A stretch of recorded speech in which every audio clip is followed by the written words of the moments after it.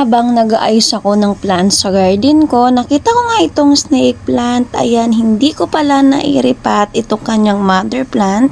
Kaya nung nagkaroon ng babies, ganyan na nga siya guys. Dahil medyo slide nga yung kanyang pagtubo, ang gagawin natin is tatanggalin na lang natin. Dalang hirap nga naman ito itanim sa soil. Ayan, tanggalin lang natin guys at ipropagate lang natin siya.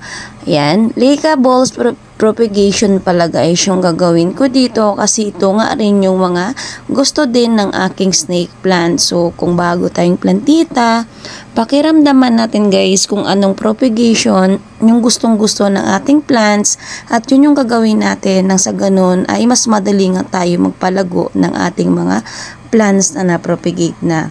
Ayan, lagyan lang natin guys. Papakita ko din sa inyo guys yung level ng tubig kung gaano ba kataas dito sa ating baby snake plant.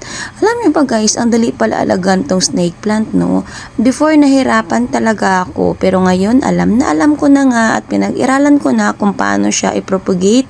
Lagyan lang natin ng tubig, konti lang guys, huwag sobrang sobra. Ayan, kita nyo. Ganyan lang dapat karami para maiwasan natin yung pagkabulok ng ating snake plant. Thank you. Bye.